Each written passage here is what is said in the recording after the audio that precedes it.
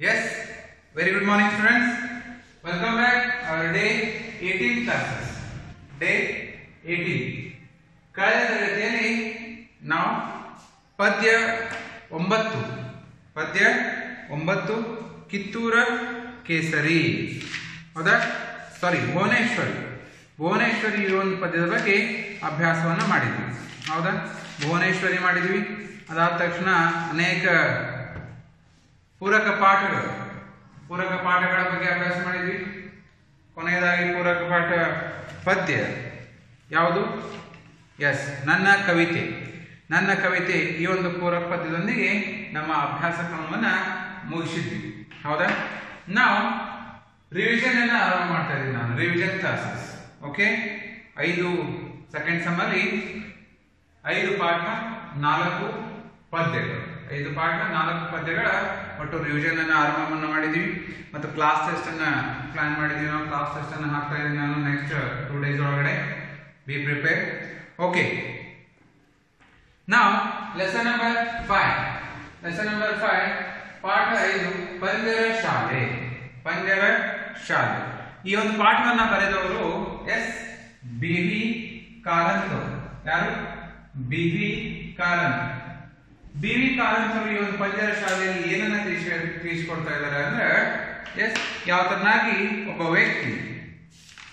ವ್ಯಕ್ತಿಯನ್ನ ಏನನ್ನು ಕೂಡ ನಾವು ಫೋರ್ಸ್ಫುಲಿ ಅಂದ್ರೆ ಏನು ಒತ್ತಾಯಪೂರ್ವಕವಾಗಿ ಮಾಡಿಸೋದ್ರಿಂದ ಅದು ಸಾಧ್ಯ ಆಗೋದಿಲ್ಲವೋ ಅದೇ ತರನಾಗಿ ಒಂದು ಪ್ರಾಣಿ ಪಕ್ಷಿಗಳನ್ನ ಕೂಡ ನಾವು ಬಂಧಿಸಿಟ್ಟು ಅದಕ್ಕೆ ಏನಾದರೂ ಕಲಿಸ್ತೀವಿ ಏನನ್ನಾದ್ರೂ ಕಲಿಸ್ತೀವಿ ಅಂದ್ರೆ ಅದು ಸಾಧ್ಯ ಆಗೋದಿಲ್ಲ ಅನ್ನುವಂಥ ಮಾತನ್ನ ಹೇಳ್ತಾ ಇದ್ದಾರೆ. ಎಸ್, ಈ ಪಾಠದ ಪದಗಳ ಅರ್ಥವನ್ನ ನೋಡಿದ್ವಿ, ಪಾಠವನ್ನ ಅಭ್ಯಾಸ ಮಾಡಿದ್ವಿ, ಕವಿ ಪರಿಚಯ ಕೃತಿಕಾರರ ಪರಿಚಯವನ್ನ ನೋಡಿದ್ವಿ ಹೌದಾ. ಎಸ್, ಪ್ರವೇಶದೊಳಗಡೆ ಏನ್ ಕೊಟ್ಟಿದ್ದಾರೆ ಪ್ರವೇಶ ಕೂಡ ಅಭ್ಯಾಸವನ್ನ ಮಾಡಿದ್ವಿ ನಾವು. ಪ್ರವೇಶದೊಳಗಡೆ ಹೇಳ್ತಾ ಇರುವ ಹಾಗೆ ಪಂಜರದೊಳಗಿಟ್ಟು ನಯ ವಿನಯ ಕಲಿಸಿ ಎಂಬ ರಾಜಾಜ್ಞೆ. ಸ್ವಚ್ಛಂದವಾಗಿ ಬದುಕಿ ಹಾರಾಡುತ್ತಿರುವ ಒಂದು ತೊಳಲಾಟದ ನಾಟಕವನ್ನ ಮನೋಜ್ಞವಾಗಿ ವಿವರಿಸಿದ್ದಾರೆ. ಒಬ್ಬ ರಾಜ ಒಂದು ಸ್ವಚ್ಛಂದವಾಗಿ ಮನಸ್ವಚ್ಛೆಯಿಂದ ಹಾರಾಡುವಂತಹ ಒಂದು ಗಿಳಿಮರಿಯನ್ನ ಅದನ್ನ ಪಂಜರದಲ್ಲಿಟ್ಟು ಅದಕ್ಕೆ ಪಾಠವನ್ನ ಕಲಿಸಿಕೊಡುವಂತಹ ಒಂದು ಪ್ರಯತ್ನವನ್ನ ಮಾಡ್ತಾ ಇದ್ದಾನೆ. ಆತನ ಶಿಕ್ಷಣದ ಪ್ರೇಮಿಯಾಗಿದ್ದಾನ, ಅದು ಓಕೆ. ಆದ್ರೆ ಈ ಪ್ರಾಣಿ ಪಕ್ಷಿಗಳನ್ನ ನಾನು ಪಂಜರದಲ್ಲಿಟ್ಟು ಅದಕ್ಕೆ ಶಿಕ್ಷಣವನ್ನ ಕೊಡಿಸ್ತೀನಿ, ಭಾಷಣವನ್ನು ಕಲಿಸ್ತೀನಿ, ಗ್ರಾಮರ್ ಅನ್ನ ಕಲಿಸ್ತೀನಿ ಅಂದ್ರೆ ವ್ಯಾಕರಣವನ್ನು ಕಲಿಸ್ತೀನಿ ಅಂದ್ರೆ ಅದು ಸಾಧ್ಯವೇನೂ ಇಲ್ಲ. ಅದೇ ತರನಾಗಿ ಯಾರು ತಮ್ಮ ಸ್ವಇಚ್ಛೆಯಿಂದ, ನಿಮ್ಮಲ್ಲಿ ವಿದ್ಯಾರ್ಥಿಗಳೇ ಆಗಲಿ, ಯಾರು ತಮ್ಮ ಸ್ವಇಚ್ಛೆಯಿಂದ ಅಭ್ಯಾಸವನ್ನ ಮಾಡ್ತೀನಿ ಅದು ನಿಮ್ಗೆ ತಿಳಿಯುತ್ತದೆ ಅಥವಾ ಅಂಡರ್ಸ್ಟ್ಯಾಂಡ್ ಆಗ್ತದೆ ಈಸಿಯಾಗಿ. ಯಾರು ಫೋರ್ಸ್ಫುಲಿ ಆಗಿ ಓದ್ತಾರ, ಓದಂದಾರಂತೆ ಓದೋದು, ಬೈತಾರಂತೆ ಓದೋದು, ಯಾರು ನೋಡ್ತಾರಂತೆ ಓದೋದು, ಈ ತನ್ನ ಬುಕ್ ತೆರೆಕೊಂಡು ಕೂತು ಓದುವಂಗ ಮಾಡಿದ್ರೆ ಅದು ನಿಮಗೆ ಯಾವತ್ತೂ ಕೂಡ ತಿಳಿಯೋದಿಲ್ಲ. ಆದ್ದರಿಂದ ಹೇಳ್ತಾ ಇದ್ದಾರೆ ಏನೋ ನಾವು ಯಾವುದೇ ಒಂದು ಕೆಲಸವನ್ನ ಒತ್ತಾಯಪೂರ್ವಕವಾಗಿ ಮಾಡದೆ ಮನಸ್ಸಿಚ್ಛೆಯಿಂದ ಮಾಡಿದ್ರೆ ಅದು ಯಶಸ್ವಿ ಆಗ್ತದೆ. ಎಸ್, ಇಲ್ಲಿ ಒಂದು ನಾಟಕವನ್ನ ಕೊಟ್ಟಿದ್ದಾರೆ ಬಿ ವಿ ಕಾರಂತ್ ಅವರು. ರವೀಂದ್ರನಾಥ್ ಟ್ಯಾಗೋರ್ ಅವರು ಬರೆದಿರುವಂತಹ ಒಂದು ಬಂಗಾಳಿ ನಾಟಕದ ಅನುವಾದವನ್ನ ಮಾಡಿ ಕನ್ನಡಕ್ಕೆ ರೂಪಾಂತರವನ್ನ ಮಾಡಿದ್ದಾರೆ. ಈ ಒಂದು ನಾಟಕದ ಮುಖಾಂತರ ಎಲ್ಲರಿಗೂ ಕೂಡ ಮನಸ್ವಚ್ಛವಾಗಿರುವಂತಹ ಆಸೆಯಿದೆ ಮತ್ತು ಅದೇ ತರನಾಗಿ ಇರಬೇಕು ಅನ್ನೋ ಮಾತನ್ನ ಇಲ್ಲಿ ಹೇಳ್ತಾ ಇದ್ದಾರೆ. ಒಂದು ಉದಾಹರಣೆಯನ್ನು ಕೊಡ್ತಾ ಇದ್ದಾರೆ. ಯಾವ ತರನಾಗಿ ಅಂದ್ರೆ ಒಬ್ಬ ರಾಜ ಒಂದು ಗಿಳಿಮರಿಯನ್ನ, ಮೊದಲು ಒಂದು ಗಿಳಿಗಳ ಹಿಂಡು ಆಕಾಶದಲ್ಲಿ ಹಾರಾಡ್ತಾ ಹೋಗ್ತಾ ಇದ್ರು. ಅಂತ ಸಂದರ್ಭದಲ್ಲಿ ಆ ರಾಜನ ತೋಟದಲ್ಲಿ ಹಣ್ಣುಗಳ ಒಂದು ಮರವನ್ನ ಆ ಗಿಳಿಮರಿಗೆ ಕಂಡು ಬಂತು. ಆ ಹಣ್ಣುಗಳ ಮರವನ್ನ ಕಂಡು ಬಂದು ಆ ಎಲ್ಲ ಗಿಳಿಮರಿಗಳು ಆ ಹಣ್ಣಿನ ತೋಟದಲ್ಲಿ ಅಥವಾ ಹಣ್ಣಿನ ಮರಕ್ಕೆ ಮುಗಿಬಿದ್ದವು. ಹಣ್ಣುಗಳನ್ನ ತಿನ್ನುವ ಸಲುವಾಗಿ ಕುಳಿತುಕೊಂಡವು. ಅಷ್ಟರಲ್ಲಿ ಆ ಹಣ್ಣಿನ ಗಿಡವನ್ನ ಅಥವಾ ತೋಟವನ್ನ ಕಾಯುತ್ತಿದ್ದಂತಹ ಕಾವಲುಗಾರರಿಬ್ಬರು ಆ ಹಕ್ಕಿಗಳನ್ನ ಹೊಡೆದೊಡಿಸುವ ಸಲುವಾಗಿ ಎದ್ದು ತಮ್ಮ ಬಡಿಗೆ ಮತ್ತು ಸದ್ದಿನಿಂದ ಆ ಹಕ್ಕಿಗಳನ್ನೆಲ್ಲವನ್ನು ಕೂಡ ಓಡಿಸಿದರು. ಆದರೆ ಒಂದು ಗಿಳಿಮರಿ ಆ ಹಣ್ಣನ್ನ ತಿನ್ನೋದ್ರಲ್ಲಿ ಮಗ್ನನಾಗಿತ್ತು. ಎಷ್ಟು ಮಗ್ನ ಆಗಿತ್ತು ಅಂದ್ರೆ ಅದು ಯಾರು ಬೈದ್ರು ಯಾರು ಮಾರಿದ್ರು ಅದಕ್ಕೇನು ಗೊತ್ತಿಲ್ಲ. ಅದ್ರ ಹಣ್ಣು ತಿನ್ನೋದ್ರಲ್ಲಿ ಅಷ್ಟು ಅದನ್ನ ಮಗ್ನವಾಗಿತ್ತು. ಯಾವ ತರ ಕೇಳಿದೆ ನಾವು ಒಂದು ಮೂವಿಯನ್ನ ನೋಡ್ತಿರುವಾಗ ನಿಮಗೂ ಕೂಡ ಯಾರಾದ್ರೂ ಕರೆದ್ರೆ ಒಮ್ಮೊಮ್ಮೆ ನೆನಪಿರೋದಿಲ್ಲ. 2-3ನೇ ಸಲ ಕರೆದಾಗ ಮಗ್ನನಾಗಿರ್ತೀರಿ. ಅದೇ ತರನಾಗಿ ಇಲ್ಲಿ ಆ ಗಿಳಿ ಮರಿ ಅವನ ಹಣ್ಣನ್ನ ತಿನ್ನೋದ್ರಲ್ಲಿ ಬಹಳಷ್ಟು ಮಗ್ನನಾಗಿತ್ತು. ಕೊನೆಗೆ ಆ ಎಲ್ಲ ರಕ್ಷಕರು, ಇಬ್ಬರು ರಕ್ಷಕರು ಗಿಳಿಗಳೆಲ್ಲವೂ ಕೂಡ ಹೋದು ಅಂತ ಹೇಳಿದ್ರ ಬಂದು ಮತ್ತೆ ಕೆಳಗಡೆ ತಮ್ಮ ನೆರಳಿಗೆ ಕುಳಿತುಕೊಂಡಿದ್ರು.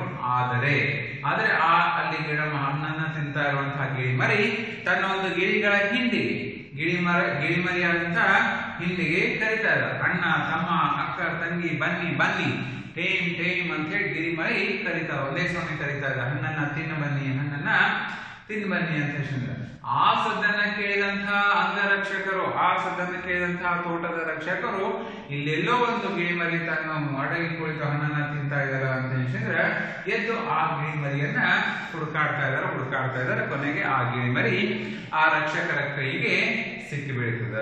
ಆ ಕಣ್ಣಿಗೆ ಕಾಣಿಸ್ತದೆ.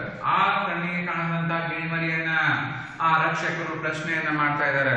ಏನಂತ, ಈ ತೋಟವನ್ನ ಹಾಳು ಮಾಡ್ತಾ ಇದೆಯೇನು, ಈ ರಾಜನ ತೋಟವನ್ನ ಹಾಳು ಮಾಡ್ತಾ ಇದೆಯೇನು, ಈ ದೊರೆಯ ತೋಟನ ಹಣ್ಣನ್ನ ತಿಂತಾ ಇದೆಯೇನು ನೀನು, ಇವತ್ತು ನಿನಗೆ ಕೋಲ್ ಪೂಜೆನೆ. ಕೋಲು ಅಂದ್ರೆ ಬಡಿಗೆ, ಈ ಬಡಿಗೆಯಿಂದಾನೇ ಪೂಜೆ ಮಾಡ್ತೀವಿ ಎನ್ನುವ ಮಾತನ್ನ ಆ ರಕ್ಷಕರು, ಒಬ್ಬ ಮತ್ತು ರಕ್ಷಕರು ಇಬ್ಬರು ಕೂಡ ಆ ಗಿಳಿಮರಿಗೆ ಹೇಳ್ತಾ ಇದ್ದಾರೆ.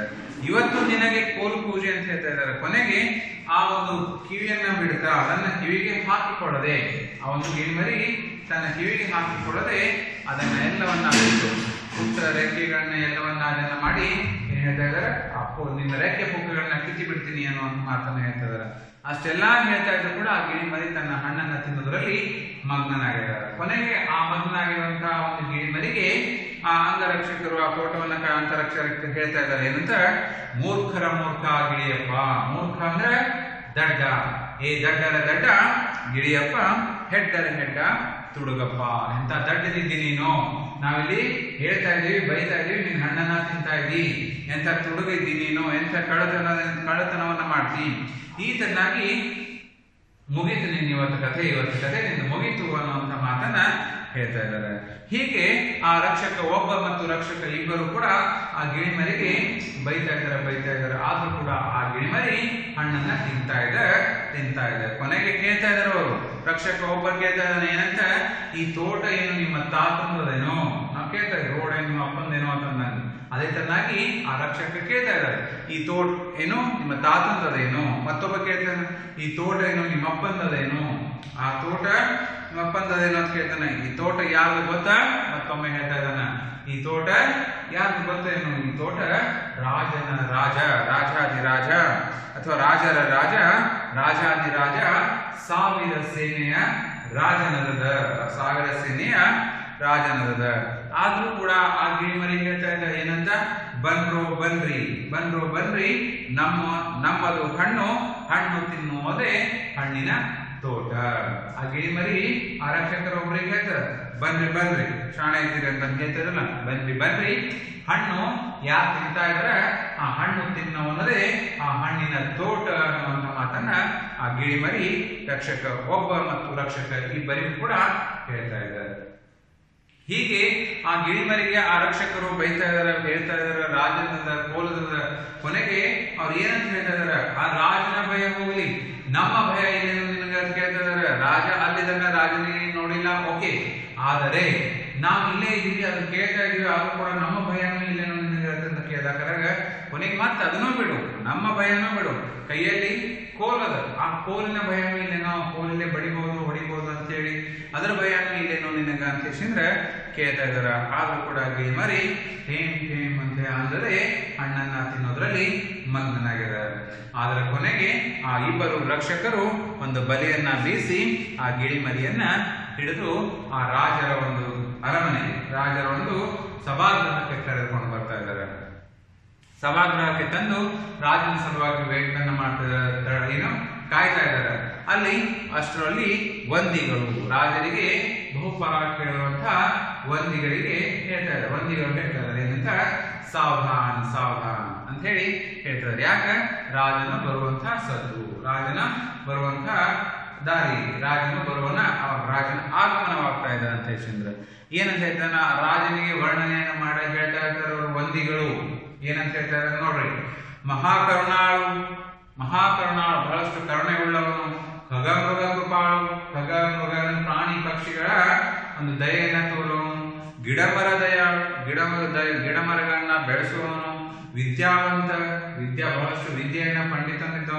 ಪ್ರಜ್ಞಾವಧಾನಿ ಬಹಳಷ್ಟು ಜ್ಞಾನವನ್ನ ಉಳ್ಳವನು, ಕಣಕಣಕ್ಕೂ ವಿದ್ಯಾದಾನಿ ಎಲ್ಲದರಲ್ಲೂ ವಿದ್ಯೆಯನ್ನ ಹುಡುಕುವವನು, ಎಲ್ಲದಕ್ಕೂ ವಿದ್ಯೆಯನ್ನ ಕಲಿಸುವವನು. ಈ ವಾಚಾಳಪುರದೀಶ್ವರ ರಾಜಾದಿರಾಜ ರಾಜಮಾರ್ತಾಂಡರು ಬರುತ್ತಿದ್ದಾರೆ, ದಯಮಾಡಿಸುತ್ತಿದ್ದಾರೆ ಎನ್ನುವಂತಹ ಬಹುಪರ ಕೂಗನ್ನ ಹಾಕ್ತಾ ಇದ್ದಾರೆ ವಂದಿಗಳು. ಅಷ್ಟರಲ್ಲಿ ಗಿಳಿಮರಿ ಠೇಮ್ ಠೇಮ್ ಮತ್ತೆ ಆ ಸದ್ದನ್ನ ಮಾಡ್ತಾ ಇದೆ. ಹೇಗೆ ಆ ಟನ್ ಟೇಮ್ ಗಿಳಿಮರಿ ಓದುತ್ತಾರೆ ಆ ಸದ್ದನ್ನ ಮಾಡ್ತಾ ಇದ್ದಾರೆ. ಅಷ್ಟೊಳಗಡೆ ರಾಜ ಇದೇನು ಒದರುತ್ತಿದೆ ಆಶ್ಚರ್ಯದಿಂದ ಕೇಳ್ತಾ ಇದ್ದಾನೆ. ಇದೇನು ಒದರುತ್ತಿದೆ ಅಂತ ರಾಜ ಕೇಳ್ತಾ ಇದ್ದಾನೆ. ಆಗ ಗಿಳಿಮರಿ ಮತ್ತೆ ಠೇಮ್ ಠೇಮ್ ಅಂತಿದ್ದಾನೆ. ಆದ್ರೆ ರಾಜ ಕೇಳ್ತಾನೆ, ಯಾವ ಭಾಷೆ ಮಾತನಾಡುತ್ತಿದೆ? ಪ್ರಾಕೃತ ಭಾಷೆಯೋ ಪಿಶಾಚಿ ಭಾಷೆಯೋ? ಯಾವ ಭಾಷೆ ಮಾತನಾಡ್ತಾ ಇದೆ? ಪ್ರಾಕೃತಿಕ ಭಾಷೆ ಮಾತನಾಡ್ತಾ ಇದೆಯೋ ಅಥವಾ ಪಿಶಾಚಿ ಭಾಷೆಯನ್ನು ಮಾತನಾಡ್ತಾ ಇದೆ? ಯಾವ ಭಾಷೆ ಮಾತನಾಡ್ತಾ ಇದೆ? ಠೇಮ್ ಠೇಮ್ ಅಂತ ಹೇಳಿದ್ರೆ ಮತ್ತೆ ಗಿಳಿಮರಿ ಓದಿರ್ತಾ ಇದೆ. ಆದ್ರೆ ರಾಜ ಕೇಳ್ತಾನೆ ಸಿಟ್ಟಿನಿಂದ, ಏನಿದರ ಅರ್ಥ? ಠೇಮ್ ಠೇಮ್ ಅನ್ನೋದನ್ನಂತೆ ಕಿರಿಕಿರಿ ಅಕ್ಷರ ರಾಜ ಸಿಟ್ಟಿನಿಂದ ಕೇಳ್ತಾ ಇದ್ದಾನೆ. ಏನಿದರ ಅರ್ಥ? ಠೇಮ್ ಠೇಮ್ ಅಂದ್ರೆ ಮಂತ್ರಿ ಕೇಳ್ತಾ ಇದ್ದಾನೆ. ಆಗ ವಂದಿಗಳು ಠೇಮ್ ಠೇಮ್ ಅಂತ ಹೇಳೋದನ್ನ ಮಂತ್ರಿಗಳು ಹೇಳ್ತಾ ಇದ್ದಾರೆ. ರಾಜಾದಿರಾಜ ಇದೊಂದು ಗಿಳಿಮರಿ. ರಾಜಾದಿರಾಜ ಮಂತ್ರಿಗಳು ಹೇಳ್ತಾ ಇದ್ದಾರೆ, ಉತ್ತರವನ್ನು ಕೊಡ್ತಾರೆ. ರಾಜಾದಿರಾಜ ಇದೊಂದು ಗಿಳಿಮರಿ ಅದ, ಇದೊಂದು ಕಾಡು ಜಾತಿಯ ಅನಾಗರಿಕ ಗಿಳಿಮರಿ ಅದ. ಇದು ಕಾಡು ಜಾತಿಯ ಗಿಳಿಮರಿ. ಯಾಕಂದ್ರೆ ಕಾಡು ಕೋಣ ಇರ್ತದೆ, ಮತ್ತೆ ನಾವು ಸಾಕುವಂತ ಕೋಣಗಳು ಬೇರೆ ಇರ್ತಾವ, ಕಾಡು ನಾಯಿ ಬೇರೆ ಇರ್ತೈತಿ, ನಾವು ಸಾಕುವಂತ ನಾಯಿಗಳು ಬೇರೆ ಇರ್ತಾವ. ಅದೇ ತರನಾಗಿ ಇದು ಕಾಡು ಜಾತಿಯ ಗಿಳಿಮರಿ ಅದ. ಇದು ಅನಾಗರಿಕ ಅಂದ್ರೇನು? ಓದು ಬರದೆ ಗೊತ್ತಿರದೇ ಇರುವಂತಹ ಒಂದು ಅನಾಗರಿಕ ಅಂತ ಹೇಳ್ತಾರೆ. ಅನ್ಕೋಲಿ ಅನಾಗರಿಕದ ವಸಂತ ಕಾಲಕ್ಕೆ ಮರದ ಹತ್ತಿರ ರಾಜ ತೋಟಕ್ಕೆ ನುಗ್ಗಿ ಹಣ್ಣು ಹಂಪಲವನ್ನು ನಾಶಪಡಿಸುತ್ತಿದೆ. ಈ ವಸಂತ ಕಾಲದಲ್ಲಿ ಏನು ಹಣ್ಣು ಹಂಪಲುಗಳ ಸುಗ್ಗಿ ಅದಲ್ಲ, ಆ ಹಣ್ಣು ಹಂಪಲುಗಳ ಸುಗ್ಗಿಯಲ್ಲಿ ನಮ್ಮ ಒಂದು ತೋಟದಲ್ಲಿ ಹಣ್ಣುಗಳನ್ನ ತಿಂದು ನಾಶಪಡಿಸುತ್ತಿದೆ ಅನ್ನುವಂಥ ಮಾತನ್ನ ಮಂತ್ರಿಗಳು ರಾಜನಿಗೆ ಹೇಳ್ತಾ ಇದ್ದಾರೆ. ಆಗ ರಾಜನಿಗೆ ಕೇಳ್ತಾ ಇದ್ದಾನ ಏನಂತ, ಇದಕ್ಕೆ ಮಾತು ಬರುತ್ತದೆ? ರಾಜ ಕೇಳ್ತಾ ಇದ್ದಾನ. ಆಗ ಮಂತ್ರಿಗಳು ಹೇಳ್ತಾ ಇದ್ದಾರೆ ಇಲ್ಲ. ಮತ್ತೆ ಕೇಳ್ತಾ ಇದ್ದಾನೆ, ಇದಕ್ಕೆ ಹಾಡು ಬರುತ್ತದೆ? ಮತ್ತೆ ಹೇಳ್ತಾ ಇದ್ದಾರೆ ಇಲ್ಲ. ಓದು ಬರುತ್ತದೆ? ಇಲ್ಲ. ನೃತ್ಯ ಬರುತ್ತದೆ? ಇಲ್ಲ. ತರ್ಕ ಶಾಸ್ತ್ರ ಪುರಾಣ ವ್ಯಾಕರಣ ಯಾವುದು ಬರೋದಿಲ್ಲ. ಅದಕ್ಕೆ ರಾಜನ ಕೇಳ್ತಾನೆ ಮತ್ತೇನು ಬರುತ್ತದೆ? ಇದು ಜೀವನವೆಲ್ಲ ಏನು ಮಾಡುತ್ತದೆ? ಅಷ್ಟರಲ್ಲಿ ಗಿಳಿಮರಿ ಸದ್ದನ್ನ ಮಾಡ್ತಾ ಇದೆ. Time time. ರಾಜ ಕೇಳ್ತಾ ಇದ್ದಾನೆ ಏನ್ ಮಾಡ್ತಾ ಇದ್ರು ಇಡೀ ಜೀವನ ತುಂಬಾ ಏನ್ ಮಾಡ್ತದ ಅನ್ನುವಂತ ಉತ್ತರವನ್ನ ಕೊಡ್ತಾ ಇದ್ದಾನೆ. ಕೇಳ್ತಾ ಇದ್ದಾನೆ, ಪ್ರಶ್ನೆಯನ್ನ ಕೇಳ್ತಾ ಇದ್ದಾನೆ. ಅದೇನ್ ಮಂತ್ರಿ ಉತ್ತರವನ್ನ ಕೊಡ್ಬೇಕು ಅನ್ಕೊಂಡಿದ ಅಷ್ಟರಲ್ಲಿ ಮತ್ತೆ ಗಿಳಿಮರಿ ಸದ್ದನ್ನ ಮಾಡ್ತಾ ಇದ್ದಾರೆ. ಹಾಗೆ ಟೇಮ್ ಟೇಮ್ ಅಂತ ಹೇಳಿದ್ರೆ ಕೊನೆಗೆ ಮಂತ್ರಿ ಹೇಳ್ತಾ ಇದ್ದಾನೆ, ಮಹಾಪ್ರಭು ಈ ಗಿಳಿ ಅರಣ್ಯವಾಸಿ ನಿರಕ್ಷರ ಪಕ್ಷಿ. ಈ ಗಿಳಿಮರಿ ಅರಣ್ಯವಾಸಿ ಅದ, ಅರಣ್ಯದಲ್ಲಿರುವಂತಹ ಗಿಳಿಮರಿ ಅದ. ನಿರಕ್ಷರ ಪಕ್ಷಿ, ಒಂದು ಅಕ್ಷರ ಕೂಡ ಇದಕ್ಕೆ ಗೊತ್ತಿಲ್ಲ. ಇದು ತೀರಾ ಅಸಂಸ್ಕೃತದ. ಸಂಸ್ಕೃತ ಅಂದ್ರೆ ಒಳ್ಳೆಯ ತರನಾಗಿ ಇರುವಂತದ್ದು. ಅಸಂಸ್ಕೃತದ. ಇದಕ್ಕೆ ಯಾವ ತರನಾಗಿ ಇರಬೇಕು, ಯಾವ ತರ ನಡಿಬೇಕು ಅನ್ನುವಂಥದ್ದು ಏನು ಗೊತ್ತಿಲ್ಲ. ಇದಕ್ಕೆ ಸಂಗೀತ ಗೊತ್ತಿಲ್ಲ, ನೃತ್ಯ ಗೊತ್ತಿಲ್ಲ, ಗದ್ಯ ಪದ್ಯದ ಭೇದ ಗೊತ್ತಿಲ್ಲ, ಒಂದೆರಡು ಮಗಿ ಕೂಡ ಬರೋದಿಲ್ಲ. ಇದಕ್ಕೆ ಬರೋದು ಒಂದೇ, ಗಿಡ ಮರ ಹತ್ತಿ ಮುರಿದು ಹಣ್ಣನ್ನ ತಿನ್ನೋದು. ಗಿಡ ಮರವನ್ನ ಹತ್ತಿ ಕೊಂಬೆ ಮುರಿದು ಹಣ್ಣನ್ನ ತಿನ್ನೋದು ಮತ್ತು ಹಣ್ಣನ್ನ ಉದುರಿಸೋದು. ಆಮೇಲೆ ಹೇಳ್ತಾ ಇದ್ದಾನೆ, ಆಮೇಲೆ ಹೇಳ್ಬೇಕು ಅಂದ್ರೆ ಏನ್ ಮಂತ್ರಿ ಹೇಳ್ತಾ ಇದ್ದಾನ ಅಷ್ಟರೊಳಗಡೆ ಗಿಳಿಮರಿ ತಾನೇ ಹೇಳ್ತಾ ಇದ್ದ ಏನಂತ ಹೇಮ್ ಟೇಮ್ ಅಂತ ಹೋಗ್ತಾ ಇದ್ದಾರೆ. ಆಗ ಮಂತ್ರಿ ಹೇಳ್ತಾ ಇದ್ದಾನೆ ಹಾಗನ್ನೋದು ಅವ್ನು ಹೇಳ್ಬೇಕಂತಿದ್ದ ಬಾಯಲ್ಲಿ ಅಷ್ಟರಲ್ಲಿ ಗಿಳಿಮರಿ ಸದ್ದನ ಮಾಡ್ತದೆ. ಕೊನೆಗೆ ಮಂತ್ರಿ ಹೇಳ್ತಾನೆ ಈ ತನ್ನಗ ಅನ್ನೋದೊಂದೇ ಬರ್ತದೆ ಇದಕ್ಕೆ ಅನ್ನುವಂಥ ಮಾತನ್ನ ಹೇಳ್ತಾ ಇದ್ದಾನೆ. ಆಗ ರಾಜ ಪಾಪ ಪಾಪ ಅಂತ ಅದಕ್ಕೆ ಎಲ್ಲರೂ ಕೂಡ ದನಿಯನ್ನ ಕೂಡಿಸ್ತಾ ಇದ್ದಾರೆ ಪಾಪ ಪಾಪ ಅಂತ. ಕೊನೆಗೆ ಗಿಳಿಮರಿ ಮತ್ತೆ ಟೇಮ್ ಟೇಮ್ ಅಂತ ರಾಜ. ಅದಕ್ಕೆ ರಾಜ ಉತ್ತರವನ್ನು ಕೊಡ್ತಾನೆ ಏನಂತ, ಛೇ ಛೇ ಬರೀ ಹಣ್ಣು ತಿನ್ನೋದು ಒಂದೇ ಗೊತ್ತೇ, ವಾಚಾಳ ಮಹಾವಾಚಾಳಪುರ ನಗರದಲ್ಲಿ ಒಂದು ಹಣ್ಣು ತಿನ್ನೋದು ಮಾತ್ರ ಗೊತ್ತೇ, ಒಂದಿಗರೇ ಎಜುಕೇಶನ್ ಕೇಳ್ತಾನೆ. ಬರೀ ಇಂಥ ಒಂದು ತೋಟದೊಳಗಡೆ ಬರೀ ಹಣ್ಣು ತಿನ್ನೋದು ಅಷ್ಟೇ ಗೊತ್ತೇನೋ, ಇದಕ್ಕೆ ಮತ್ತೇನು ಗೊತ್ತಿಲ್ಲೇನೋ ಅನ್ನುವಂಥ ಮಾತನ್ನ ರಾಜ ಮತ್ತೆ ಕೇಳ್ತಾನೆ. ಅದಕ್ಕೆ ಒಂದಿಗ ಉತ್ತರವನ್ನು ಕೊಡ್ತಾ ಇದಾರೆ ಏನಂತ, ಖಗಮೃಗ ಕೃಪಾಳು ಗಿಡಮರ ದಯಾಳು ವಿದ್ಯಾವಂತ ಪ್ರಜ್ಞಾವಧಾನಿ ಕಣಕಣಕ್ಕೂ ವಿದ್ಯಾದಾನಿ ಆದಂತಹ ರಾಜಾದಿರಾಜರೇ. ಒಂದಿಗಳು ಹೇಳ್ತಾ ಇದ್ದಾರೆ, ಇಷ್ಟೆಲ್ಲ ಹೊಗಳಿಕೆಯನ್ನ ಹೇಳ್ತಾ ಇದ್ದಾರೆ. ಎಲ್ಲ ಕೂಡ ಆತನಿಗೆ ಹೊಗಳಿಕೆಯ ಪದಗಳು ಯಾವ್ಯಾವು? ಮಹಾಕರುಣಾಳು, ಖಗಮೃಗ ಕೃಪಾಳು, ವಿದ್ಯಾವಧಾನಿ, ಗಿಡಮರ ದಯಾಳು, ವಿದ್ಯಾವಸಂತ, ಪ್ರಜ್ಞಾವಧಾನಿ, ಕಣಕಣಕ್ಕೂ ವಿದ್ಯಾದಾನಿ. ಇವೆಲ್ಲವೂ ಕೂಡ ಏನು ಆತನಿಗೆ ಬಿರುದುಗಳು, ಹೊಗಳಿಕೆಯ ಪದಗಳು. ಆಗ ರಾಜ ಹೇಳ್ತಾನೆ, ಈ ಸಭ್ಯ ಸುಶಿಕ್ಷಿತ ನಾಗರಿಕ ರಾಜ್ಯದಲ್ಲಿ ಅಂದ್ರೆ ಏನು, ಆ ರಾಜ್ಯ ಇರುವಂತಹ ರಾಜ್ಯ ಎಂತದ, ಸಭ್ಯವಾದಂಥದ್ದು.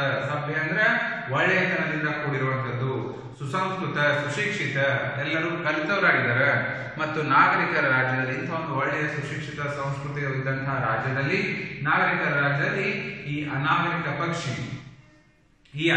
ಪಕ್ಷಿ ರಾಜ ತೋಟದಲ್ಲಿ ನಿರಕ್ಷರ ಕುಕ್ಷಿ, ಮತ್ತೆ ಇದಕ್ಕೆ ನೀವೇ ಸಾಕ್ಷಿ ಮಂತ್ರಿ ಅಂತ ಹೇಳ್ತಿದ್ದಾರೆ. ಇಂಥ ಒಂದು ಪಕ್ಷಿ ಅಂದ್ರೆ ಇದಕ್ಕೆ ನೀವೇ ಸಾಕ್ಷಿ ಇದ್ದೀರಿ. ಆದ್ದರಿಂದ ಈ ಅಸಭ್ಯ ಪಕ್ಷಿಯನ್ನ ರಾಜಶಾಲೆಗೆ ಸೇರಿಸತಕ್ಕದ್ದು. ರಾಜಶಾಲೆಗೆ ಸೇರಿಸಿ ರಾಜ್ಯಾಧ್ಯಾಪಕರಿಂದ, ಯಾರಿಂದ, ರಾಜ್ಯಾಧ್ಯಾಪಕರು, ರಾಜ್ಯದ ಶಾಲೆಯನ್ನು ಕಲಿಸುವವರಿಗೆ ರಾಜ್ಯಾಧ್ಯಾಪಕರು ಅಂತ ಕರೀತಾರೆ. ಇದಕ್ಕೆ ಶಿಕ್ಷಣವನ್ನ ಕೊಡಿಸುವ ಅನ್ನುವಂಥ ಮಾತನ್ನ ಹೇಳ್ತಾರೆ. ಈ ಅನಾಗರಿಕ ಶುಕ ಪಕ್ಷಿಯನ್ನ ಅಧೀಮ ಪ್ರವೃತ್ತಿಗಳನ್ನ ಸುಧಾರಿಸಿ ಆಧುನಿಕ ಮಾಡತಕ್ಕದ್ದು ಅನ್ನುವಂಥ ಆಜ್ಞೆಯನ್ನ ರಾಜನು ಹೇಳ್ತಾ ಇದ್ದಾನೆ ಆ ವಂದಿಗರಿಗೆ. ಏನಂತ ಹೇಳ್ತಾನೆ, ಈ ಅನಾಗರಿಕ ಪಕ್ಷಿ ಇದೆ, ಆ ಪಕ್ಷಿಯನ್ನ ನಮ್ಮ ರಾಜಶಾಲೆಗೆ ಸೇರಿಸಿ ಅದಕ್ಕೆ ರಾಜ್ಯಾಧ್ಯಾಪಕರಿಂದ ಶಿಕ್ಷಣವನ್ನ ಕೊಡಿಸಿ ಒಂದು ನಾಗರಿಕತನದಿಂದ ಕೂಡಿಸುವಂತ ಪ್ರಯತ್ನವನ್ನ ಮಾಡಿ ಅನ್ನುವಂಥ ಮಾತನ್ನ ಹೇಳ್ತಾ ಇದ್ದಾನೆ. ಕೊನೆಗೆ ಮಂತ್ರಿ ಹೇಳ್ತಾ ಇದ್ದಾನೆ, ಅಪ್ಪಣೆ ಪ್ರಭು. ಆ ಮಂತ್ರಿ ಹೇಳಿದಂತ ಮಾತನ್ನ ಎಲ್ಲವೂ ಕೇಳಿ ಆಯ್ತು ಮಾಡೋಣ ಅನ್ನುವಂಥ ಮಾತನ್ನ ಹೇಳ್ತಾ ಇದ್ದಾರೆ.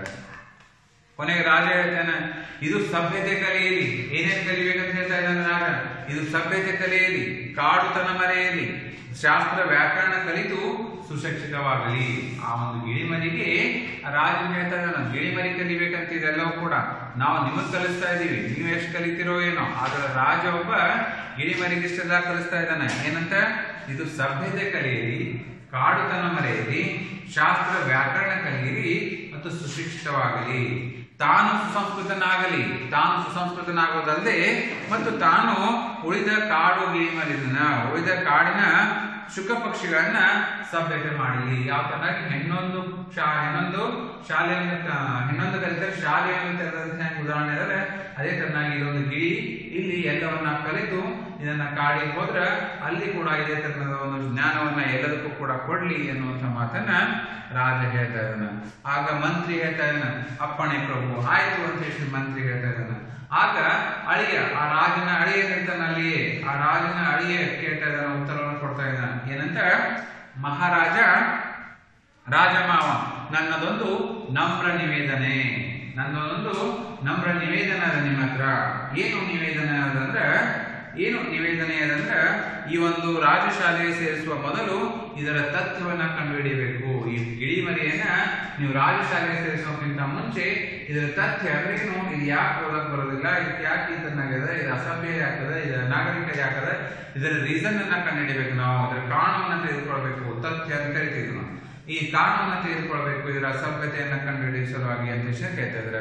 ಈ ಗಿಳಿಮರಿ ತಿನ್ನೋದಂದ್ರೆ ಕುಡಿಯೋದೇನು, ತಿನ್ನೋದೇನು, ಇದರ ಅರ್ಥ ಏನು ಅನ್ನೋದನ್ನೆಲ್ಲವೂ ಕೂಡ ನಾವು ತಿಳಿದುಕೊಳ್ಬೇಕು. ಆಗ ಮಾತ್ರ ಇದನ್ನ ನಾವು ಕಲಿಸಲಿಕ್ಕೆ ಸಾಧ್ಯದ ಅನ್ನುವಂಥ ಮಾತನ್ನ ಹೇಳ್ತಾ ಇದ್ದಾರೆ. ಇಷ್ಟೆಲ್ಲ ಉದ್ದಾಗಲವೆಷ್ಟು, ಎಲ್ಲವನ್ನ ರೆಕ್ಕೆ ಬುಕ್ಕಿಗಳ ಉದ್ದಾಗಲ ಎಷ್ಟು, ಇದರ ಅಂಶಗಳಿಗೆ ಬಗ್ಗೆ ದೀರ್ಘ ಸಂಶೋಧನೆ ನಡೀಬೇಕು ಅಂತ ಹೇಳಿದ್ರೆ ಅಳಿಯ ರಾಜ ತನ್ನ ರಾಜನಿಗೆ ಹೇಳ್ತಾ ಇದ್ದಾನೆ, ಮಾವನಿಗೆ ಹೇಳ್ತಾ ಇದ್ದಾನೆ, ರಾಜಮಾವನಿಗೆ ಹೇಳ್ತಾನೆ, ಒಂದು ಪೂರ್ತಿ ಸಂಶೋಧನೆ ಆಗ್ಬೇಕು, ಆಗ ಮಾತ್ರ ಸಾಧ್ಯದ ಅಂತ ಹೇಳಿದ್ರೆ. ಆಗ ಮಂತ್ರಿ ಹೇಳ್ತಾ ಇದ್ದಾನೆ, ಪ್ರಭು, ಯುವರಾಜ ಅಳಿಯ ದೇವರು ಪ್ರತಿಭಾಶಾಲಿಗಳು, ದೇಶಕೋಶ ಸುತ್ತಿ ಬಂದವರು, ವಿದೇಶಗಳಿಂದ ಪದವಿಗಳನ್ನ ಹೊತ್ತು ತಂದವರು, ಕಾಂಬೋಜ ದೇಶದಲ್ಲಿ ಪ್ರಾಣಿಶಾಸ್ತ್ರ ಪಕ್ಷಿಶಾಸ್ತ್ರವನ್ನ ಅಧ್ಯಯನ ಮಾಡಿದವರು, ಪಾರಂಗತರಾದವರು. ಕೊನೆಗೆ ದನಿಯನ್ನ ತಗ್ಗಿಸಿದ್ರೆ ದನಿಯನ್ನ ಸೌಂಡ್ ಅನ್ನ ಕಡಿಮೆ ಮಾಡ್ತಾ ಇದ್ದಾರೆ. ಸದ್ಯ ನಿರುದ್ಯೋಗಿಗಳು. ಅಷ್ಟೆಲ್ಲ ಹೊಗಳಿದಂತಹ ಆ ಅಳಿಯ ರಾಜನಿಗೆ ಕೊನೆಗೆ ಮಂತ್ರಿ ನಿರುದ್ಯೋಗಿಗಳಂತ ಹೇಳೋದು ಕಡಿಮೆ ಸಾವಕಾಶವಾಗಿ ಹೇಳ್ತಾ ಇದ್ದಾನೆ. ಸದ್ಯ ನಿರುದ್ಯೋಗಿಗಳು. ಅದಕ್ಕೆ ಒಂದು ವಿನಂತಿ, ಅಳಿಯ ರಾಜರಿಗೆ ಶುಕ ಶಿಕ್ಷಣದ ಭಾರವನ್ನು ವಹಿಸಿಬಿಡಿ ಅಂತ ಹೇಳ್ತಾನೆ. ಮಂತ್ರಿ ಹೇಳ್ತಾ ಇದ್ದಾನೆ, ಆ ಮಂತ್ರಿಗಳಲ್ಲೇನು ನಿಮ್ಮ ಯುವರಾಜ ಅಳಿಯರಿಗೆ ಹೇಳೋದೆಲ್ಲವೂ ಕೂಡ ಸತ್ಯದ. ಅವ್ರು ಬಹಳಷ್ಟು ಪ್ರತಿಭಾಶಾಲಿಗಳದರ. ಯಾಕಂದ್ರೆ ಅನೇಕ ದೇಶ ಕೋಶಗಳನ್ನ ಸುತ್ತಿ ಏನ್ ಮಾಡ್ತಾ ಇದ್ದಾರೆ, ಅನೇಕ ದೇಶಕೋಶಗಳನ್ನ ಸುತ್ತಿ ಅನೇಕ ಪ್ರಾಣಿಶಾಸ್ತ್ರ ಪಕ್ಷಿಶಾಸ್ತ್ರದ ಬಗ್ಗೆ ಅಧ್ಯಯನವನ್ನ ಮಾಡಿದ್ದಾರೆ. ಕೊನೆಗೆ ಅವರ ಒಂದು ದನಿಯನ್ನು ತಗ್ಗಿಸಿ, ಯಾಕಂದ್ರೆ ಸದ್ಯ ಅವ್ರು ಏನಾದ್ರೆ ನಿರುದ್ಯೋಗಿಗಳದರ ಅಂತ ಸಾವಕಾಶ ದನಿಯನ್ನು ತಗ್ಗಿಸಿ ಹೇಳ್ತಾರೆ. ಈ ಒಂದು ತಕ್ಕಂತ ಮಾತಿಗೆ, ಮಂತ್ರಿಯ ಒಂದು ಮಾತಿಗೆ ರಾಜನು ಹೇಳ್ತಾ ಇದ್ದಾನೆ ಏನಂತ, ವಿನಂತಿಯನ್ನು ಸ್ವೀಕರಿಸಿದ್ದೇವೆ. ಮಂತ್ರಿಗಳಿಗೆ ಹೇಳ್ತಾ ಇದ್ದಾನೆ, ವಿನಂತಿಯನ್ನ ಸ್ವೀಕರಿಸಿದ್ದೇವೆ. ಅಳಿಯ ರಾಜ, ಇಂದಿನಿಂದ ನೀನು ಶುಕ ಶಿಕ್ಷಣ ಮಂತ್ರಿ ಆಯ್ತು ಅಂತ ಹೆಚ್ಚಿನ ಮಂತ್ರಿ ಒಂದು ಮಾತನ್ನ ಕೇಳಿ ರಾಜ ಘೋಷಣೆಯನ್ನ ಮಾಡ್ತಾನ. ಅಳಿಯ ರಾಜ, ನೀನು ಇಂದಿನಿಂದ ಶುಕ ಶಿಕ್ಷಣ ಮಂತ್ರಿ ಅಂದ್ರೆ ಏನು, ಪಕ್ಷಿಗಳ ಮಂತ್ರಿ, ಪಕ್ಷಿಗಳ ಅಧ್ಯಯನ ಮಂತ್ರಿ ಅಂತ ಹೇಳಿದ್ರೆ ಹೇಳ್ತಾ ಇದ್ದಾನೆ. ಆಗ ಅಳಿಯ ಮಹಾರಾಜ ರಾಜಮಾವ ಇನ್ನೊಂದು ವಸಂತ ಬರುವುದರೊಳಗಾಗಿ, ಈಗೇನ ವಸಂತ ಕಾಲದಲ್ಲ ಇನ್ನೊಂದು ವಸಂತವನ್ನ ಬರುವುದರೊಳಗಾಗಿ ಈ ಕಾಡು ಗಿಳಿಮರಿಯನ್ನ ವನ್ಯ ವ್ಯವಹಾರಗಳನ್ನ ಮರೆತಿರಬೇಕು, ಸಭ್ಯ ಸುಶಿಕ್ಷಿತವಾಗಿರಬೇಕು, ಸುಸಂಸ್ಕೃತನಾಗಿರಬೇಕು. ಇದಕ್ಕೆ ನಮ್ಮ ವಿಶ್ವವಿದ್ಯಾಲಯದಲ್ಲಿ ಒಂದು ಶುಕ ಅಧ್ಯಯನ ಸಂಸ್ಥೆಯನ್ನ ಸ್ಥಾಪಿಸಬೇಕು. ನಮ್ಮ ಒಂದು ರಾಜ್ಯದಲ್ಲಿ ಈ ಒಂದು ಪಕ್ಷಿಗಳಿಗೆ, ಒಂದು ಪ್ರಾಣಿಗಳಿಗೆ ಒಂದು ಶಾಲೆಯನ್ನ ತರಿಸಬೇಕು, ಶಾಲೆಯನ್ನ ತೆರಿಬೇಕು. ಮತ್ತು ಇದಕ್ಕೆ ಒಂದು ನಾವು ಮುಂದಿನ ಒಂದು ವಸಂತ ಕಾಲ ಬರೋದ್ರೊಳಗಾಗಿ ಇದಕ್ಕೆ ಒಂದು ಒಳ್ಳೆಯ ಸಭ್ಯ ಮತ್ತು ಸುಶಿಕ್ಷಿತ ಮತ್ತು ಸುಸಂಸ್ಕೃತವಾಗಿ ಮಾಡಬೇಕು ಅನ್ನುವಂಥ ಮಾತನ್ನ ಹೇಳ್ತಾ ಇದ್ದಾರೆ. ಹೀಗೆ ರಾಜ ತನ್ನ ಕಾರ್ಯದಲ್ಲಿ ಜಯವಾಗಲಿ ಎಂದು ಮಂತ್ರಿ ಹೇಳ್ತಾ ಇದ್ದಾನೆ. ರಾಜ ತನ್ನ ಮಂತ್ರಿಗೆ ಹೇಳ್ತಾ ಇದ್ದಾನೆ, ನಿಮ್ಮ ಒಂದು ಕಾರ್ಯದಲ್ಲಿ ಯಶಸ್ಸನ್ನು ಸಿಗಲಿ, ಜಯವಾಗಲಿ ಅಂತ ಹೇಳ್ತಾ ಇದ್ದಾನೆ. ಕೊನೆಗೆ ಒಂದಿಗರು ರಾಜನನ್ನ ಒಂದು ಬಹುಪರಾಕ್ತನ್ನ ಹೇಳುವಂತ ಹೊಗಳಿಕೆಯ ಮಾತುಗಳನ್ನ ಹೇಳ್ತಾ ಅಲ್ಲಿಂದ ಹೊರಡ್ತಾ ಇದ್ದಾರೆ. ಕೊನೆಗೆ ಇದರ ಡಂಗುರವನ್ನ ಸಾರಿ, ಇದರದು ರಾಳಿಯ ರಾಜ ಶುಕ ಶಿಕ್ಷಣ ಮಂತ್ರಿ ಆಗಿದ್ದಾನ ಅಂತ ಹೇಳಿ ಡಂಗುರವನ್ನ ಸಾರಿ, ಇಡೀ ರಾಜ ತುಂಬಾ ಡಂಗುರವನ್ನ ಸಾರಿ ಅಂತ ಹೇಳ್ತಾನೆ. ಯಾಕ? ತನ್ನ ಮಗಳು ತನ್ನ ಮಾತನ್ನ ಕೇಳಿ ಸಂತೋಷ ಪಡ್ಲಿ, ತನ್ನ ಗಂಡನು ಕೂಡ ಒಬ್ಬ ಮಂತ್ರಿ ಸ್ಥಾನದಲ್ಲಿದ್ದಾನ ಅನ್ನುವಂಥ ಮಾತನ್ನ ಕೇಳಿ ಸಂತೋಷ ಪಡ್ಲಿ ಅನ್ನುವಂಥ ಮಾತನ್ನ ಹೇಳ್ತಿದ್ದಾರೆ. ಇಷ್ಟು ಹೇಳಿ ಕೊನೆಗೆ ಬಹುಪರಾಕ್ ಹೇಳ್ತಾ ಒಂದಿಗರು ರಾಜನನ್ನ ಕರೆದುಕೊಂಡು ಕೊನೆಗೆ ತಮ್ಮ ಧರ್ಮ ಅಥವಾ ಆಸ್ಥಾನ ಕಡೆಗೆ, ಮನೆ ಕಡೆಗೆ ಹೊರಡ್ತಾ ಇದ್ದಾರೆ. ಈತನಾಗಿ ಒಬ್ಬ ರಾಜ ಒಂದು ಗಿಳಿಮರಿಯನ್ನ ಅಂದ್ರೆ ಏನೋ ಒಂದು ಪಕ್ಷಿಯನ್ನ, ಶಾಲೆಯನ್ನ, ಶಿಕ್ಷಣವನ್ನ ಕೊಡಿಸೋದ್ರಲ್ಲಿ ಎಷ್ಟು ಆಸಕ್ತಿ ಇತ್ತು ಆದ್ರೆ ಅದು ಕಲಿಲಿಕ್ಕೆ ಸಾಧ್ಯ ಇಲ್ಲ. ಆದರೆ ಅದನ್ನು ಕೊಡಿಸುವಂತಹ ಪ್ರಯತ್ನ ಏನಿತ್ತಲ್ಲ ಅದನ್ನ ನಾವು ಇಲ್ಲಿ ಮೆಚ್ಚಬೇಕು. ಮತ್ತು ಪ್ರಾಣಿ ಪಕ್ಷಿಗಳಿಗೆ ಶಾಲೆಯನ್ನ ಕಲಿಸೋದ್ರ ನಾವು ನೀವು ಕಲಿಯೋದೇನದ ದೊಡ್ಡದಾದ, ನಾವೆಲ್ಲವನ್ನ ತಿಳಿದುಕೊಳ್ಳು. ಬುದ್ಧಿಜೀವಿ ಶೀಲ ಪ್ರಾಣಿ ಅಂತ ಹೇಳ್ತಾ ಇದ್ದೀವಿ, ಮನುಷ್ಯ ಅತ್ಯಂತ ಬುದ್ಧಿಜೀವ ಶೀಲ ಪ್ರಾಣಿ ಅಂತ ಹೇಳ್ತಾ ಇದ್ದೀವಿ. ಆದ್ದರಿಂದ ನಾವು ಈ ಒಂದು ನಾಟಕದಿಂದ ಏನನ್ನ ತಿಳಿದುಕೊಳ್ತಾ ಇದೀವಿ ಅಂದ್ರೆ, ಒಂದು ಒತ್ತಾಯಪೂರ್ವಕವಾಗಿ ಏನನ್ನು ಕೂಡ ಕಲಿಲಿಕ್ಕೆ ಸಾಧ್ಯ ಆಗೋದಿಲ್ಲ. ಸ್ವ ಇಚ್ಛೆಯಿಂದ ನಾವು ಏನನ್ನು ಬೇಕಾದ್ರೂ ಕಲಿಯಬಹುದು ಅನ್ನೋದನ್ನು ತಿಳ್ಕೊಳ್ಬೇಕಾಗಿದೆ. ಮತ್ತು ನಮ್ಮಲ್ಲಿ ಶಿಕ್ಷಣದ ಬಗ್ಗೆ ಎಷ್ಟರ ಮಟ್ಟಿಗೆ ಪ್ರೀತಿ, ಪ್ರೇಮ, ವಾತ್ಸಲ್ಯದ ಅನ್ನೋದ್ರ ಬಗ್ಗೆ ಈ ಒಂದು ರಾಜನಿಂದ ನಾವು ಕಲಿತ್ಕೊಳ್ಬೇಕಾಗಿದೆ ಅನ್ನುವಂಥ ಮಾತನ್ನ ಹೇಳ್ತಾ ಇದ್ದಾರೆ. ಇದು ಬಿ.ವಿ. ಕಾರಂತರು ಬರೆದಿರುವಂತಹ ಪಾಠ 5 ಪಂಜರ ಶಾಲೆ. ಯಾವ್ದನ್ನ ಪಂಜರ ಅಂದ್ರೆ ನೋಡಿ, ಪ್ರಾಣಿ ಪಕ್ಷಿಗಳನ್ನ ಬಂಧಿಸುವಂತಹ ಸ್ಥಳ, ಶಾಲೆ. ಇಂಥನಾಗಿ ಒಂದು ಪಂಜರದೊಳಗಡೆ ಇಟ್ಕೊಂಡು ನಮ್ಗೆ ಕೂಡಿಸಿಂದ ಕಟ್ಟಿ ಹಾಕಿ ನಾನು ನಿಮ್ಗೆ ಕಲಿಸ್ತೀನಿ ಅಂದ್ರೆ ನೀವು ಕಲಿಕ್ಕೆ ಸಾಧ್ಯವೇನೋ ಇಲ್ಲ. ಆದ್ದರಿಂದ ನಿಮ್ಮ ಒಂದು ಮನಸ್ಸಿನ ಇಚ್ಛೆಯಿಂದ, ಸ್ವ ಇಚ್ಛೆಯಿಂದ ಶಾಲೆಯನ್ನ ಕಲಿಕ್ಕೆ ಬಂದ್ರೆ ಬಹಳಷ್ಟು ಆಸಕ್ತಿಯುತವಾಗಿ ಮತ್ತು ಬಹಳಷ್ಟು ಅನುಕೂಲಕರವಾಗಿ, ಬಹಳಷ್ಟು ಇಷ್ಟಪಟ್ಟು ನೀವು ಶಾಲೆಯನ್ನ ಕೈ ತಿಳಿದುಕೊಳ್ಳೋಕೆ ಈಸಿ ಆಗ್ತದೆ ಅಥವಾ ಸರಳ ಆಗ್ತದೆ ಅನ್ನೋ ಒಂದು ಮಾತನ್ನ ಈ ಒಂದು ಪಾಠದಿಂದ ತಿಳಿಸಿ ಕೊಡ್ತಾ ಇದ್ದಾರೆ.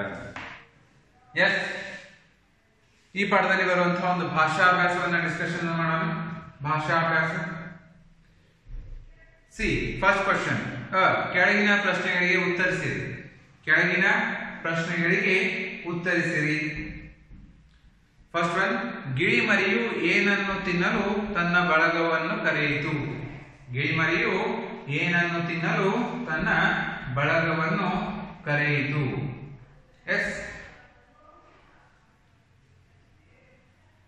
Very good. ಗಿಳಿಮರಿಯು ಹಣ್ಣುಗಳನ್ನು ತಿನ್ನಲು ತನ್ನ ಬಳಗವನ್ನು ಕರೆಯಿತು. ಮಂತ್ರಿಯ ಪ್ರಕಾರ ಗಿಳಿಮರಿಗೆ ಏನೇನು ಬರುವುದಿಲ್ಲ ಎಂದು ಹೇಳಿದನು? ಮಂತ್ರಿಯ ಪ್ರಕಾರ ಗಿಳಿಮರಿಗೆ ಏನೇನು ಬರುವುದಿಲ್ಲ ಎಂದು ಹೇಳಿದನು. Very good. ಮಂತ್ರಿಯ ಪ್ರಕಾರ ಗಿಳಿಮರಿಗೆ ಓದು, ಬರಹ, ನೃತ್ಯ, ವ್ಯಾಕರಣ, ತರ್ಕ, ಶಾಸ್ತ್ರ ಇದ್ಯಾವುದು ಕೂಡ ಬರುವುದಿಲ್ಲ ಅಂತ ಹೇಳಿದ್ರೆ ಮಂತ್ರಿಯು ರಾಜನಿಗೆ ಹೇಳಿದ. ರಾಜನು ಗಿಳಿಮರಿಯನ್ನು ಯಾವ ಶಾಲೆಗೆ ಸೇರಿಸಲು ಆದೇಶ ಮಾಡಿದನು? ರಾಜನು ಗಿಳಿಮರಿಯನ್ನು ಯಾವ ಶಾಲೆಗೆ ಸೇರಿಸಲು ಆದೇಶ ಮಾಡಿದನು? Yes, very good. ರಾಜನು ಗಿಳಿಮರಿಯನ್ನು ರಾಜಶಾಲೆಗೆ ಸೇರಿಸಬೇಕೆಂದು ಆದೇಶ ಮಾಡಿದನು. ರಾಜನು ಯಾರನ್ನು ಶುಲ್ಕ ಶಿಕ್ಷಣ ಮಂತ್ರಿಯನ್ನಾಗಿ ನೇಮಿಸಿದನು? ರಾಜನು ಯಾರನ್ನು ಶುಲ್ಕ ಶಿಕ್ಷಣ ಮಂತ್ರಿಯನ್ನಾಗಿ ನೇಮಿಸಿದನು? Yes, very good. ರಾಜನು ತನ್ನ ಅಳಿಯನನ್ನ ಶುಲ್ಕ ಶಿಕ್ಷಣ ಮಂತ್ರಿಯನ್ನಾಗಿ ನೇಮಿಸಿದನು. ರಾಜನು ಗಿಳಿಮರಿಗೆ ಏನೇನು ಕಲಿಸಬೇಕೆಂದು ಹೇಳಿದನು? ರಾಜನು ಗಿಳಿಮರಿಗೆ ಏನೇನು ಕಲಿಸಬೇಕೆಂದು ಹೇಳಿದನು? Yes, very good.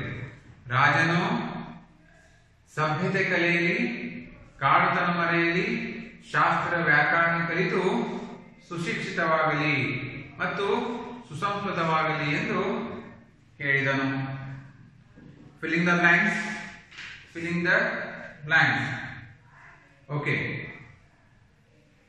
ಬಿಟ್ಟ ಸ್ಥಳವನ್ನು ತುಂಬಿರಿ. ಬನ್ನಿ ಬನ್ನಿ ಮಧುಫಲ ತಿನ್ನಿ ಬನ್ನಿ.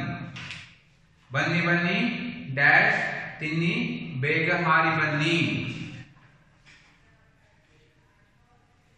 Very good. ಬನ್ನಿ ಬನ್ನಿ ಮಧುಫಲ ತಿನ್ನಿ ಬೇಗ ಹಾರಿ ಬನ್ನಿ. ಈ ಅಸಭ್ಯ ಪಕ್ಷಿಯನ್ನು, ಈ ಅಸಭ್ಯ ಡ್ಯಾಶ್ ಅನ್ನು ರಾಜಶಾಲೆಗೆ ಸೇರಿಸತಕ್ಕದ್ದು. ಈ ಅಸಭ್ಯ ಡ್ಯಾಶ್, ಎಸ್, ಅಸಭ್ಯ ಪಕ್ಷಿಯನ್ನ ರಾಜಶಾಲೆಗೆ ಸೇರಿಸತಕ್ಕದ್ದು. ತಾನು ಸುಸಂಸ್ಕೃತನಾಗಿ ಕಾಡಿನ ಉಳಿದ ಡ್ಯಾಶ್ಗಳನ್ನು ಸಭ್ಯಗಳನ್ನಾಗಿ ಮಾಡಲಿ. ಯಾರಿಗೆ ಸಭ್ಯತೆಯನ್ನು ಮಾಡಬೇಕಾಗಿತ್ತದು? ತಾನು ಸುಸಂಸ್ಕೃತನಾಗಿ ಕಾಡಿನ ಉಳಿದ ಡ್ಯಾಶ್ಗಳನ್ನು. Yes, very good. ಶುಕ ಪಕ್ಷಿಗಳನ್ನ ಸಭ್ಯತೆಯನ್ನ ಮಾಡಲಿ. ಅಳಿಯ ರಾಜ ಇಂದಿನಿಂದ ನೀನು ಡ್ಯಾಶದ ಮಂತ್ರಿ. ಅಳಿಯ ರಾಜ ಇಂದಿನಿಂದ ನೀನು ಡ್ಯಾಶದ ಮಂತ್ರಿ. ಡ್ಯಾಶ್, ಎಸ್, ಶುಕ ಶಿಕ್ಷಣದ ಮಂತ್ರಿ. ಒಂದು ಪಕ್ಷಿಯ ಡ್ಯಾಶ್ದಲ್ಲೂ ರಾಜನ ಆಸಕ್ತಿ ಎಷ್ಟಿದೆ ಅನ್ನೋದು. ಒಂದು ಪಕ್ಷಿಯ ಡ್ಯಾಶ್ ಅಂದ್ರೆ ಎಸ್, ಶುಕ ಶಿಕ್ಷಣದಲ್ಲೂ ರಾಜನ ಆಸಕ್ತಿ ಎಷ್ಟಿದೆ ಎನ್ನುವುದು. ಹೌದಾ? ಎಸ್. ಇಲ್ಲಿಗೆ ಈ ಪಾಠ ಮುಕ್ತಾಯ ಆಗ್ತದೆ. ವ್ಯಾಕರಣ ಮಾಹಿತಿಯಲ್ಲಿ ವಿಭಕ್ತಿ ಪ್ರತ್ಯಯಗಳಲ್ಲ.